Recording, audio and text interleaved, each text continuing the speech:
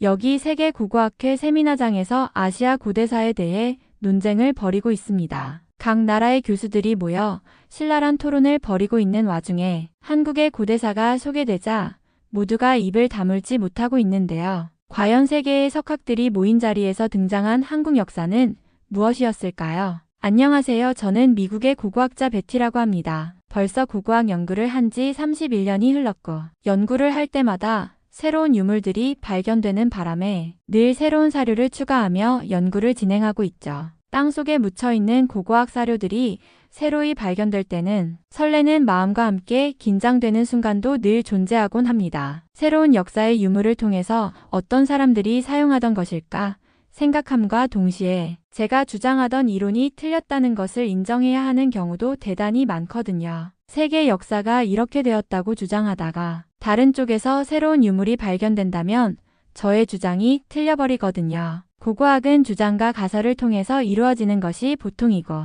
그 가설들은 학자마다 조금씩 다르기 때문에 가장 제대로 된 사료를 통해서 주장을 증명해내야 하죠. 그러던 저는 한국에서 정말 엄청난 사료를 발견하게 되었습니다. 바로 한국 강원도 홍천에서 발견된 중도 유적지입니다. 이것은 세계 역사를 새로 써야 하는 역사적 사료이기도 하며 영국의 스톤헨지나 페루의 마추픽추를 능가하는 유산이기 때문이죠. 저는 한국의 역사에 대해 약간의 관심은 있었지만 늘 유럽의 역사를 새로 정립하는 일에 몰두했기 때문에 시간이 없어서 연구할 수 없었는데 이런 진귀한 발굴은 인생에서 몇 없는 경우이기 때문에 한국에 여러 번 방문하며 사료를 탐구했습니다. 솔직히 미국이나 유럽계 사람들에게 공공연하게 퍼져 있는 상황이 있는데 저희들은 저희의 조상인 유럽의 역사가 세계적으로 가장 위대하게 드러나길 바라고 유럽의 선조들이 아시아보다 훨씬 우수한 능력으로 세계사를 이끌었다고 말하곤 합니다. 지금까지의 학계는 전부 저희처럼 푸른 눈의 백인들이 주도했으며 역사 또한 그러한 것들로만 쭉 이끌어왔다는 것도 부정할 수 없죠. 아무리 아시아에서 훌륭한 사료나 역사가 있어도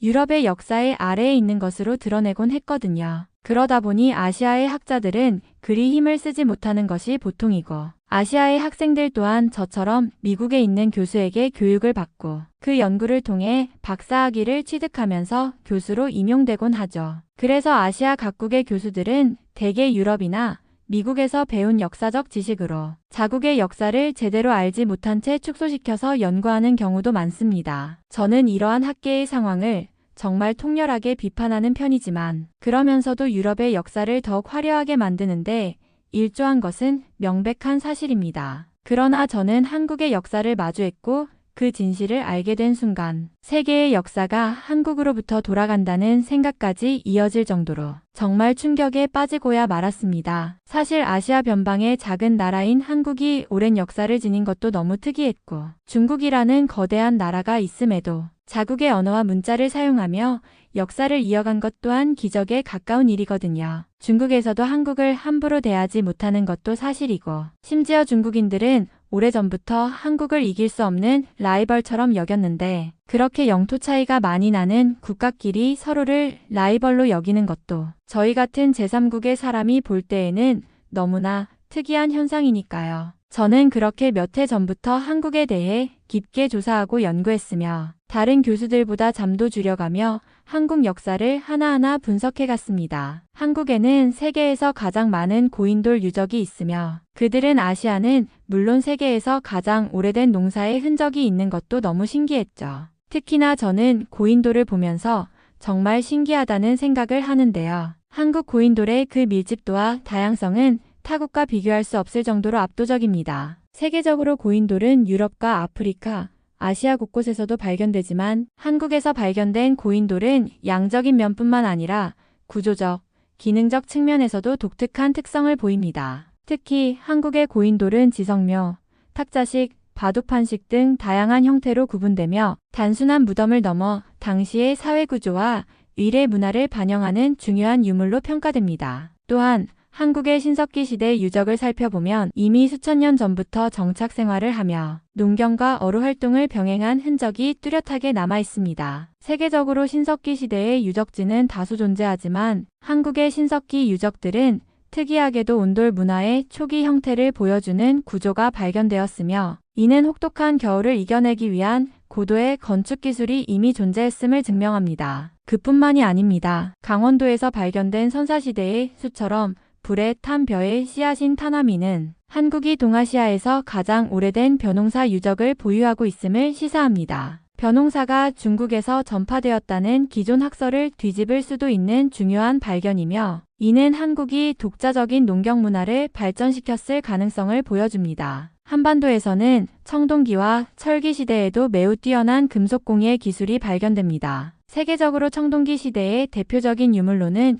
유럽에서 브론즈라고 하는 청동 무기나 도구를 들 수 있지만, 한국에서는 세밀한 문양이 새겨진 비파형 동검, 세형 동검 등의 유물이 출토되며, 이는 단순한 도구를 넘어 예술적 가치까지 인정받고 있습니다. 특히 한국의 청동기 문화는 단순한 농경사회가 아니라 강력한 정치적 조직과 사회체계를 가졌음을 보여주는 증거이기도 합니다. 이러한 역사적 발견들 속에서 제가 가장 놀랐던 점은 한국의 역사적 연속성이었습니다. 세계적으로 고대 문명들은 대부분 특정 시기를 지나면서 단절되거나 외부의 침략으로 인해 완전히 새로운 문화로 대체되는 경우가 많습니다. 그러나 한국은 수천 년 동안 한반도에서 고유의 문화를 유지하며 자체적으로 발전시켜 나갔습니다. 한국이 중국의 영향을 받으면서도 독립적인 문화와 언어를 유지한 점, 그리고 외부의 침략에도 불구하고 그 정체성을 잃지 않고 오히려 더욱 강하게 발전시켜 나간 점은 그야말로 기적에 가까운 일이었습니다. 더욱이 한국의 문자,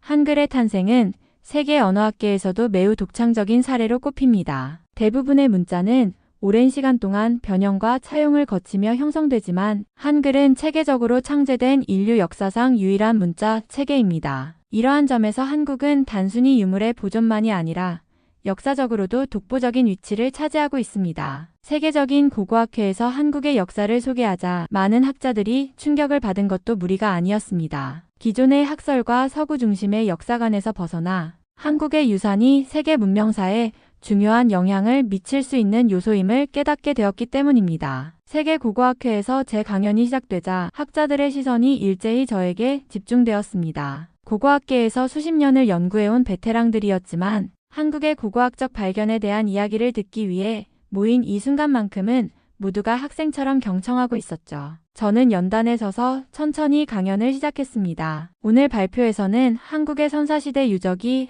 세계 고고학계에 어떤 영향을 미칠 수 있는지 논의하고자 합니다. 기존에 알려진 역사적 가설을 뛰어넘는 연구 결과를 공유하고, 이를 통해 동아시아 문명사의 새로운 해석을 제시하겠습니다. 청중들은 기대하는 눈빛으로 저를 바라보았습니다. 저는 먼저 강원도 홍천의 중도 유적을 중심으로 설명하였습니다. 중도 유적지는 약 8,000년 전부터 형성된 신석기 시대 유적으로 한반도에서 가장 오래된 정착지 중 하나입니다. 이곳에서 발견된 유물과 구조물은 당시의 생활상을 그대로 보여주고 있습니다. 특히 대규모 주거지와 함께 다양한 형태의 석기 및 토기가 출토되었으며, 이는 한반도에서 독자적인 문화가 발전하였음을 시사합니다. 이어 한국의 고인돌 밀집도를 세계적으로 비교하였습니다. 현재 전 세계에서 발견된 고인돌의 약 40%가 한반도에 존재합니다. 한국에는 약 4만 기가 분포해 있으며, 이는 덴마크에 있는 2,500기나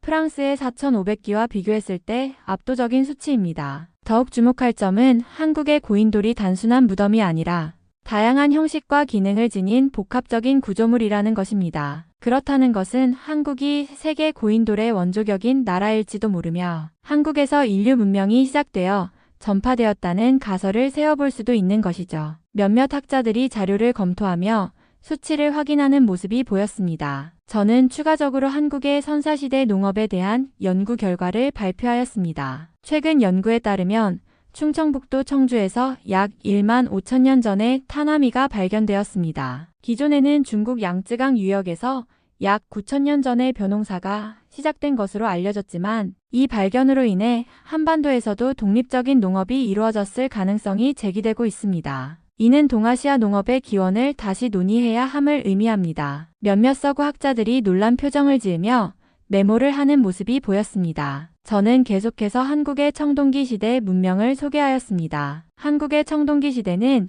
기원전 2000년경부터 시작된 것으로 알려져 있습니다. 특히 비파형 동검과 같은 무기류는 한반도와 만주 지역에서만 발견되며 이는 독자적인 청동기 문화권이 형성되었음을 보여줍니다. 또한 송국리 유적에서 출토된 청동기는 중국의 그것과는 다른 재련 방식이 적용되었으며 주조 기법이 매우 정교하다는 점에서 한국의 청동기 기술이 독창적이었음을 시사합니다. 저는 마지막으로 한국의 독자적인 문자 체계에 대해 설명하였습니다. 한반도에서는 고대부터 독자적인 문자가 사용된 흔적이 있습니다. 경상남도 창원 다우리에서 발견된 목가는 기원전 2세기경에 사용된 것으로 추정되며 한반도에서 문자가 사용된 가장 이른 증거 중 하나입니다. 이는 단순히 중국 한자의 영향을 받은 것이 아니라 독립적인 문자 사용의 가능성을 제기하는 중요한 사료입니다. 강연이 끝나자 장내는 한동안 조용했습니다. 그리고 이내 곳곳에서 박수가 터져나왔습니다. 몇몇 학자들은 저에게 다가와 질문을 던졌고 저는 그들과 깊은 토론을 나누었습니다. 오늘 한국의 고고학적 연구가 세계적으로 인정받는 계기가 마련된 순간이었습니다. 그런데 강연이 끝나자마자 한 중국인 학자가 자리에서 일어나 저에게 질문을 던졌습니다. 그의 얼굴에는 도전적인 표정이 가득했고 강한 어조로 말을 이어갔습니다. 베티 교수 흥미로운 발표였습니다. 하지만 한국의 고대 문명이 독자적으로 발전했다는 주장에 대해 몇 가지 반론을 제기하고 싶습니다. 기존의 중국 사료들은 한국 문명의 기원을 중국에서 찾고 있습니다. 특히 사기와 한서에서는 한반도의 초기 국가들이 모두 중국과의 관계 속에서 형성되었다고 기록하고 있습니다. 그는 먼저 기자조선과 위만조선의 사례를 언급하였습니다. 기록에 따르면 중국 은나라가 멸망한 후 기자가 한반도로 건너가 조선을 세웠고 이후 한나라의 위만이 이곳을 차지하여 위만조선을 건국했습니다. 사기 권백 29에 따르면 기자의 후손이 조선후가 되었으나 위만이 이를 멸하고 왕이 되었다라고 적혀 있습니다. 이는 한반도의 초기 국가 형성이 중국 이주민의 영향 아래 이루어졌다는 강력한 증거입니다. 그는 또한 중국 유화 유역에서 발견된 홍산 문화에 대해서도 언급하였습니다. 홍산 문화에서 출토된 옥기와 제단 유적들은 동아시아 최초의 문명 흔적으로 평가받고 있으며 이 문화의 영향이 한반도로 전파되었음이 분명합니다. 특히 홍산 문화에서 발견된 옥룡과 고인돌 유적들은 한반도 청동기 시대 문화와 유사한 특징을 보입니다. 2003년 네이멍구에서 발굴된 사하이둔의 유적은 8,000년 전 것으로 초기 농경의 흔적이 발견되었습니다. 이는 한반도 농경 문화가 중국에서 기원했을 가능성을 시사합니다. 그는 한반도의 초기 청동기 문명 또한 중국에서 전파되었다고 주장하였습니다. 중국의 양저 문화에서 발견된 청동기 유물과 비교해보면 한반도의 청동기 시대 유물은 중국으로부터 영향을 받은 것이 분명합니다. 또한 한서 지리지에는 한나라가 기원전 108년에 한반도 북부에 낙랑군을 설치하면서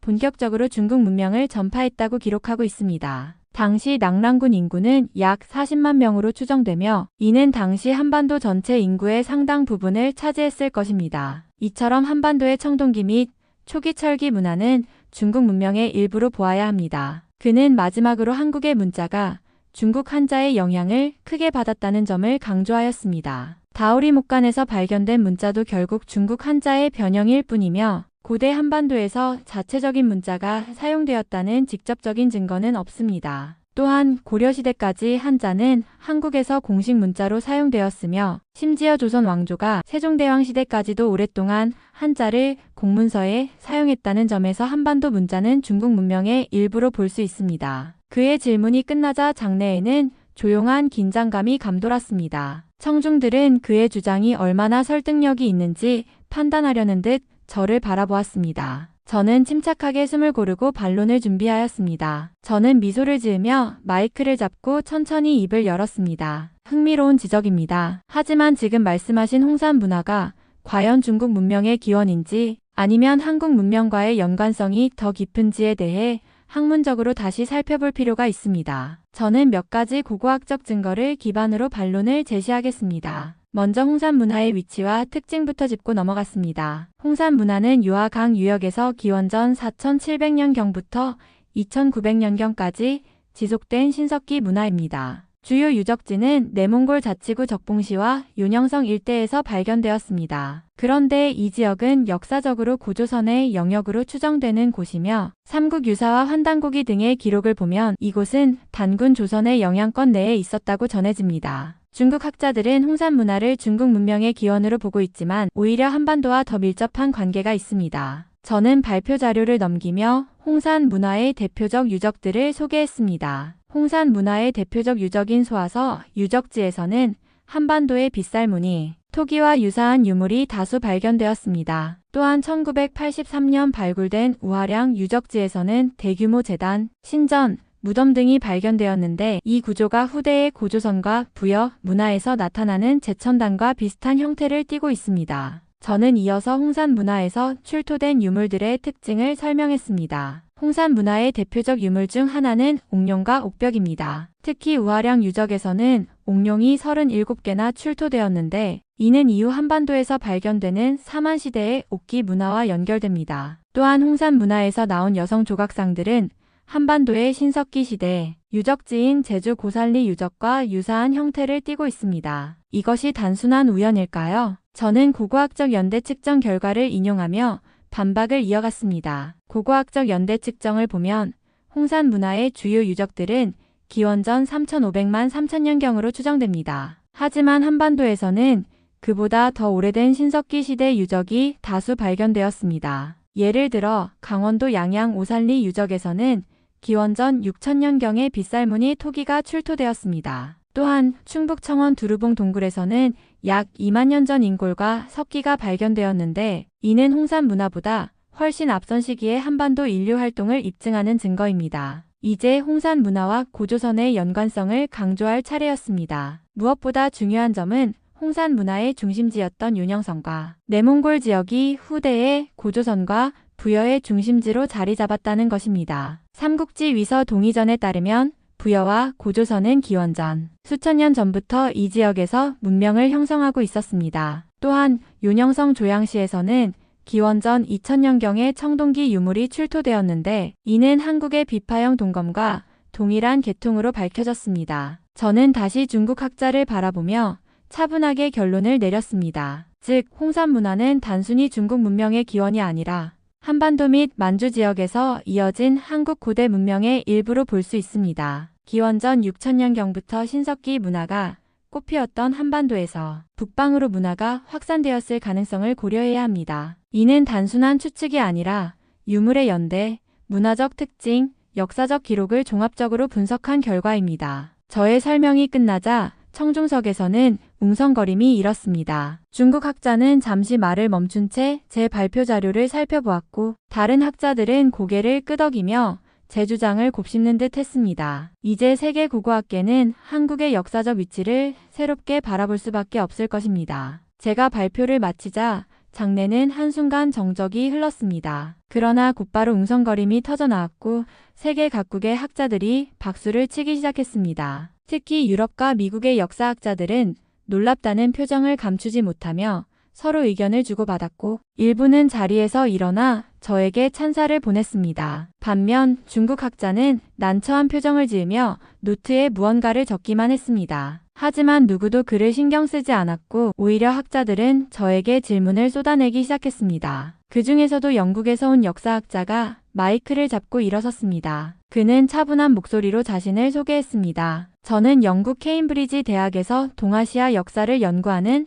마이클 윌리엄스 교수입니다. 오늘 박사님의 발표를 들으며 한국의 역사를 다시 봐야겠다는 생각을 하게 되었습니다. 저도 그동안 중국 중심의 역사관을 교육받아왔기에 박사님의 연구 결과가 더욱 신선하게 다가옵니다. 그는 잠시 발표 자료를 넘겨보더니 이내 고개를 들고 저에게 질문을 던졌습니다. 그런데 박사님, 중국은 현재도 역사 왜곡을 지속하고 있습니다. 대표적으로 고구려와 발해를 자국 역사로 편입하려 하고 있는데 이에 대해서는 어떻게 생각하십니까? 또한 이를 반박할 수 있는 학문적 근거가 있다면 설명해 주실 수 있을까요? 그의 질문에 학자들은 다시 조용해졌습니다. 모두가 이 문제에 관심이 있다는 뜻이었습니다. 저는 마이크를 잡고 차분히 입을 열었습니다. 좋은 질문입니다. 사실 중국이 고구려와 발해를 자국 역사로 편입하려는 시도는 어제 오늘 일이 아닙니다. 하지만 학문적으로 보면 이러한 주장은 근거가 부족합니다. 저는 세 가지 측면에서 반박해 보겠습니다. 저는 발표 자료를 넘기며 첫 번째 근거를 제시했습니다. 첫째, 고구려와 발해의 언어적-문화적 특성을 분석하면 이들이 중국과는 전혀 다른 계통임을 알 수 있습니다. 삼국사기와 구당서를 비롯한 사료를 보면 고구려와 발해는 중국 한족과는 다른 언어를 사용했습니다. 특히 고구려어는 현대 한국어와 유사한 어휘 체계를 가지고 있으며 발해 역시 고구려를 계승한 국가로 당대 중국 사서에서도 말갈과 고구려의 옛 땅로 기록되어 있습니다. 학자들은 고개를 끄덕이며 자료를 살펴보았습니다. 저는 이어서 두 번째 근거를 설명했습니다. 둘째, 영토 문제를 봐도 중국의 주장은 허점이 많습니다. 중국은 고구려와 발해가 현재 중국 동북 지역인 만주에 존재했기 때문에 자국 역사라고 주장합니다. 그러나 같은 논리라면 로마 제국의 영토였던 프랑스를 이탈리아 역사로 편입해야 한다는 억지 주장도 성립할 수 있습니다. 역사적 국경은 고정된 것이 아니라 시대에 따라 변하는 것입니다. 따라서 영토를 기준으로 역사를 논하는 것은 비학문적입니다. 이 말을 듣자 일부 서구 학자들은 동의한다는 듯 고개를 끄덕였습니다. 특히 유럽 학자들은 로마 제국을 예로 든 점에서 공감하는 분위기였습니다. 저는 마지막으로 세 번째 근거를 강조했습니다. 셋째, 중국 스스로 남긴 역사 기록조차도 고구려와 발해가 별개의 독립국가였음을 증명합니다. 구당서와 신당서에는 발해를 해동성국, 즉 바다 동쪽의 강국이라고 기록하고 있습니다. 또한 책부원기에는 발해가 당나라와 대등한 국가로 사신을 주고받았다고 적혀 있습니다. 만약 발해가 중국의 지방 정권이었다면 이런 기록이 남아있을 리 없습니다. 고구려 역시 수나라와 당나라와 수차례 전쟁을 벌였고 이는 곧 독립국으로 인정받았다는 방증입니다. 이 말을 듣자 학자들은 다시 웅성거리기 시작했습니다. 일부는 발표 자료를 보며 서로 토론했고 몇몇은 질문을 하기 위해 손을 들었습니다. 저는 영국 학자를 향해 다시 말을 이어갔습니다. 결론적으로 고구려와 발해는 명백한 한국사의 일부이며 중국이 이를 자국 역사로 편입하려는 시도는 학문적 근거가 부족합니다. 저는 고고학적 증거뿐만 아니라 역사 기록을 종합적으로 분석하여 이 사실을 증명할 수 있다고 확신합니다. 그러자 학자들은 다시 박수를 치며 저의 논리에 동의하는 모습을 보였습니다. 중국 학자는 난감한 표정을 짓고 있었고 일부 중국계 학자들은 아무 말 없이 노트만 정리하는 모습이었습니다. 이제 세계 역사학계가 한국사를 다시 바라볼 수밖에 없는 상황이 되었습니다. 그러자 일본에서 온 한 역사학자가 손을 들고 자리에서 일어났습니다. 그는 차분한 목소리로 자신을 소개하며 말을 꺼냈습니다. 저는 일본 도쿄대학교에서 동아시아 고대사를 연구하는 다나카 히로시 교수입니다. 박사님의 발표에 깊은 감명을 받았습니다. 하지만 한 가지 논의하고 싶은 점이 있습니다. 그는 자료를 넘겨보며 말을 이어갔습니다. 일본 학계에서는 가야가 일본과 밀접한 관계를 가졌다고 보고 있습니다. 특히 4세기부터 6세기 사이 야마토 정권이 가야를 영향권 아래 두었다는 주장이 있습니다. 이를 바탕으로 일부 학자들은 일본이 한반도 남부, 즉 가야 지역을 일정 기간 동안 지배했다는 임나일 본부설을 제기하고 있습니다. 또한 일본에서 발견된 고인돌 문화와 한반도의 고인돌 문화 사이에는 연결고리가 있으며 이는 일본이 한국의 고대 문명 발전에 기여했다는 증거가 될 수 있다고 생각합니다. 그는 한 장의 슬라이드를 띄우며 자료를 제시했습니다. 일본의 야요이 시대와 한국의 청동기 시대 사이에는 문화적 교류가 있었습니다. 일본 규슈 지역에서 발견된 돌렬무덤과 한반도 남부의 돌렬무덤 구조는 상당한 유사성을 보입니다. 또한 일본의 야요이 시대 유적에서 출토된 청동제 무기와 농기구들은 한국에서 유입된 것으로 보이며 이를 통해 한국과 일본이 밀접하게 교류했음을 알 수 있습니다. 일본 학자는 다시 고개를 들고 말을 이어갔습니다. 이러한 유사성을 고려할 때 일본은 단순히 한국에서 문화를 받아들인 것이 아니라 오히려 한반도의 문명 형성에 영향을 미쳤을 가능성도 배제할 수 없습니다. 특히 일본 규슈 지역과 한반도 남부에서 발견된 고인돌 유적들은 형태적으로도 유사하며 일부 학자들은 일본의 고인돌 문화가 가야 지역을 통해 발전한 것이라는 해석도 내놓고 있습니다. 그는 마지막으로 한 가지 질문을 던졌습니다. 그렇다면 박사님께서는 일본이 가야를 지배했다는 설과 일본의 고인돌 문화가 한반도와 연관이 있다는 주장에 대해 어떻게 생각하십니까? 장내는 다시 조용해졌습니다. 일본 학자의 발언은 다소 논란의 여지가 있는 주장이었기에 학자들은 저의 답변을 기대하는 눈치였습니다. 저는 차분히 마이크를 잡고 반박을 준비했습니다. 저는 차분하게 마이크를 잡고 일본 학자의 주장을 반박하기 시작했습니다. 우선 일본의 학자들이 주장하는 임나엘 본부설은 일본 학계에서도 상당한 논란이 있는 주장입니다. 일본서기에 기반한 이 이론은 고대 야마토 정권이 가야를 직접 지배했다는 내용을 담고 있지만 이를 뒷받침할 고고학적 증거는 미비합니다. 오히려 한국과 일본 양국에서 발굴된 유적들은 반대의 사실을 보여주고 있습니다. 저는 몇 가지 구체적인 사례를 제시하며 말을 이어갔습니다. 현재까지 한반도 남부 지역에서 일본의 실질적 통치를 증명할 만한 행정적 시설이나 주둔군 관련 유적은 발견되지 않았습니다. 반면 일본에서는 한반도에서 건너간 기술과 문화가 적극적으로 수용된 증거들이 다수 발견되었습니다. 예컨대 스에키 토기는 가야 및 백제의 도기 제작 기술이 전래되어 발전한 것입니다. 이는 당시 가야와 일본 간의 문화적 흐름이 일본으로 향했음을 보여줍니다. 그리고 왕인과 아스카 문화를 볼 수 있는데 백제 및 가야의 학자와 장인들이 일본에 건너가 문자와 불교,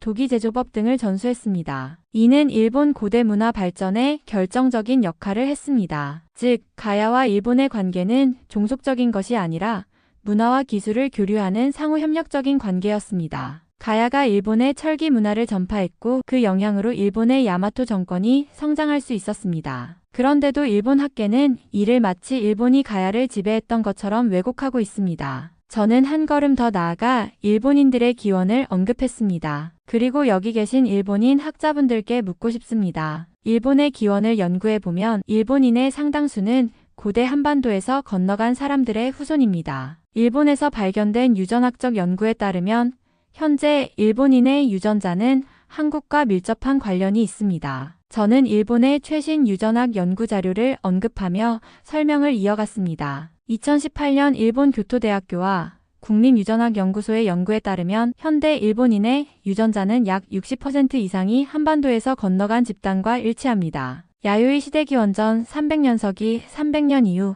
한반도 남부에서 일본 열도로 건너간 이주민이 일본인의 주요 조상이 되었다는 것이죠. 특히 일본 서부인 규슈, 혼슈 지역에서 발굴된 고대 유골들은 한반도의 신석기 및 청동기 시대 유골과 높은 유사성을 보입니다. 즉, 일본 학계에서 흔히 주장하는 일본 우월주의는 역사적 사실과 맞지 않습니다. 일본의 문화와 문명 형성에 한반도가 큰 영향을 미쳤으며 일본인들의 상당수는 한반도에서 건너간 사람들의 후손입니다. 그런데도 일본 학계는 한국의 문명이 일본보다 열등했다는 식으로 주장하는데 과연 그것이 과학적으로 타당한 것인지 다시 한번 생각해 보셔야 합니다. 저는 일본 학자를 정면으로 바라보며 마무리했습니다. 이제는 객관적인 데이터를 기반으로 역사적 사실을 인정해야 할 때입니다. 일본이 한국보다 우월하다는 시각이 아니라 오히려 일본이 한국 문명에 큰 영향을 받았다는 사실을 인정하고 연구하는 것이 진정한 학문적 태도가 아닐까요? 강연장이 다시 한번 술렁이기 시작했습니다. 학자들은 서로 수근거리며 자료를 검토하기 시작했고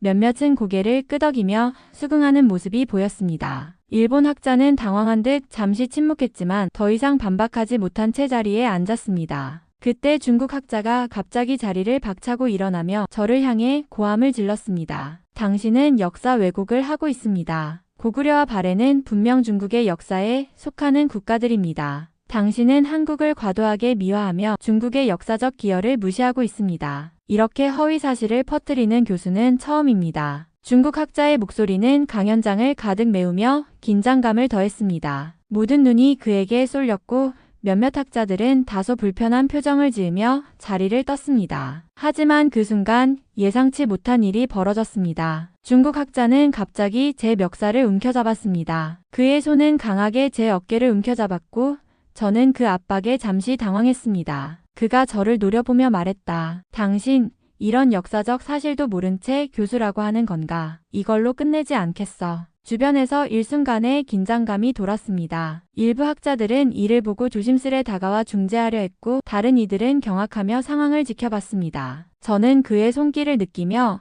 침착하게 대응하려 했습니다. 마음속으로는 분노가 치밀어 올랐지만 그럴수록 침착하게 반응해야 했습니다. 당신이 주장하는 것이 사실이라면 고구려와 발해는 스스로 역사적인 정체성을 주장하며 독립된 국가로 존재했을 것입니다. 당신의 주장은 근거가 부족하며 더 이상 이런 방식으로 역사를 왜곡하는 것은 학문적 태도가 아닙니다. 하지만 그 학자는 여전히 저를 밀어붙였고 주변에서 학자들이 다시 한번 제지를 시도했습니다. 결국 한 학자가 급히 그를 붙잡으며 말했습니다. 자, 이만하시죠. 이곳은 학문적인 토론의 자리입니다. 감정적으로 대응하는 것은 아무것도 해결하지 않습니다. 중국 학자는 비록 계속해서 고개를 돌리며 불만을 품은 채자리에 앉았지만 그 사건은 강연장을 순간적으로 긴장감으로 가득 채우고 말았습니다. 그리고 그 사건을 지나면서 저는 더욱 결연히 역사적 진실을 주장할 필요성을 느끼게 되었습니다. 우리는 과거의 편견을 넘어서서 객관적인 데이터와 사실을 기반으로 진실을 밝혀야 합니다. 역사적 사실은 단지 한 나라의 이익을 위해 왜곡되어서는 안 됩니다. 그 후 강연은 평온을 되찾았고 많은 학자들이 저의 주장을 진지하게 받아들였고 한국 역사에 대해 다시 한번 깊이 고민하는 계기가 되었습니다. 저는 잠시 침묵을 지키며 강연장에 모인 학자들의 표정을 살펴보았습니다. 그동안의 긴장감이 조금씩 풀리고 있었지만 제 마음속에서는 하나의 확신이 떠오르고 있었습니다. 이 자리에 와서 한국의 고대사를 이야기하며 왜 그동안 한국의 역사가 외면받았는지 조금씩 이해할 수 있었습니다. 한국의 역사가 왜 그동안 세계 역사에서 제대로 인정받지 못했는지 그 이유를 이제야 알겠어요. 바로 거대한 중국과 일본의 역사 왜곡이 그 핵심입니다. 저는 고개를 숙이며 말을 이었습니다. 그동안 저도 한국 역사에 대해 제대로 연구할 기회를 가질 수 없었던 이유는 바로 중국과 일본의 영향력 때문이었다고 생각했습니다. 한국의 역사와 문화를 깊이 이해하기 전에 먼저 그 두 나라의 고대사 왜곡이 얼마나 큰 영향을 미쳤는지를 인식해야만 했습니다. 중국은 고대 한국의 여러 왕국, 특히 고구려와 발해의 역사를 자신의 역사로 흡수하려 했습니다. 고구려와 발해는 중국의 일부분으로 묶여야 한다는 주장으로 실제로 그들의 역사와 문화를 부정하고 왜곡하는 일들이 많았습니다. 고구려의 유물과 유적지가 중국의 역사로 편입되었을 때 많은 사실들이 덮어졌고 고구려의 민족적 독립성과 문화적 유산이 제대로 인정받지 못했습니다. 그동안 한국인들이 느꼈던 억울함을 이제야 세상에 드러낼 수 있겠다는 생각에 목소리가 조금 더 단호해졌습니다. 그리고 일본은 더 심각했습니다. 일본은 한국을 식민지로 지배하며 한국의 문화와 역사에 대한 왜곡을 일삼았습니다. 일본은 자신들의 우월성을 주장하기 위해 고대 한국의 문화유산을 일본의 것으로 둔갑시키거나 왜곡하는 일이 많았죠. 고대 한국의 고인돌 유적지나 가야의 역사까지도 일본이 자국의 역사로 삼으려 했고 한국의 고대 문화를 일본의 영향 아래에 두려는 시도가 수없이 있었습니다. 강연장에서는 묵묵히 듣고 있는 학자들이 있었습니다. 그들 중 일부는 고개를 끄덕이며 저의 주장에 동의하는 듯한 표정을 지었습니다. 그 순간 제 마음속에서는 분명한 결심이 섰습니다. 우리는 이제 그동안의 역사 왜곡을 바로잡고 한국 고대사의 진실을 세상에 밝혀야 할 때입니다. 한국은 그 자체로 풍부하고 위대한 역사를 가진 나라입니다. 이 사실을 인정하는 것이 우리 모두가 앞으로 나아가야 할 길입니다. 저는 다시 한번 고개를 들며 강연장을 바라보았습니다. 한국의 고대사가 그동안 왜곡된 이유는 단순히 한 나라의 문제가 아니었습니다. 그것은 바로 세계 역사에서 소외된 많은 국가들의 공통적인 문제였고 그 역사를 바로잡는 것이 우리가 해야 할 중요한 일이라는 확신이 들었습니다. 학회가 끝난 후 강연장에서의 열띤 논쟁이 한동안 제 마음을 가득 채웠습니다. 하지만 그 후 하나의 긍정적인 변화가 일어났습니다. 여러 나라의 교수들이 저를 찾아왔고 그들 중 일부는 한국 역사에 대한 관심을 표명하며 연구를 함께 하고 싶다고 말했습니다. 한국 역사에 대해 더 알고 싶다. 이제야 진정한 고대사 연구의 중요성을 깨달았다. 라는 말들이 들려왔습니다. 그들 중 일부는 이미 한국 역사에 대한 잘못된 이해를 바로잡고 진실된 연구를 이어가고 싶다는 의지를 보였습니다. 그들이 저에게 말하는 동안 제 마음은 점점 더 확신을 가지게 되었습니다. 한국의 고대사, 그 깊고 넓은 역사를 제대로 알리는 일이 이제 막 시작되었음을 느꼈습니다. 그리고 그 순간 저는 마음속으로 결심을 했습니다. 앞으로 이들과 함께 한국의 고대사를 제대로 알리기 위한 연구를 이어가겠다. 제가 처음 한국 역사에 대해 연구하려 했을 때의 막막함과 불확실한 길을 기억하며 이제는 그 길을 함께 걸어갈 동료들이 있다는 것에 깊은 감사와 결연한 다짐을 느꼈습니다. 제가 연구하는 것뿐만 아니라 이제는 함께 연구하고 싶은 교수들과 한국 역사의 중요성을 알리기 위해 전 세계 학계에 더욱 힘을 쏟아야 한다는 책임감을 느꼈습니다. 한국의 역사와 문화를 올바르게 평가하는 것이 다른 나라들의 역사적 관점과 공정한 시각을 여는 중요한 첫걸음이라는 확신이 들었습니다. 이제 저는 이 길을 계속 걸어가며 세계 각국의 학자들과 협력하고 한국의 고대사를 진정으로 재조명할 수 있도록 더 많은 연구와 토론을 이어가겠습니다. 시간이 지나고 더 많은 사람들이 한국 고대사의 진실을 이해하게 될 때 그 진정성과 깊이를 전 세계에 알리는 일에 한 발짝 더 다가가리라 믿습니다. 한국의 고대사는 단순히 한민족의 역사에 그치지 않고 인류 역사 전체의 중요한 부분임을 세계에 알리기 위한 저의 열정은 이제 막 시작되었습니다. 30년이 넘게 연구를 했지만 이제 제2의 인생을 맞이했으니 새롭게 청년처럼 연구를 할 예정입니다. 이번 사연은 여기서 마무리하도록 하겠습니다. 끝까지 시청해주셔서 감사드립니다. 좋아요와 구독은 영상 제작에 큰 힘이 됩니다. 꼭 한 번씩만 눌러주세요. 감사합니다.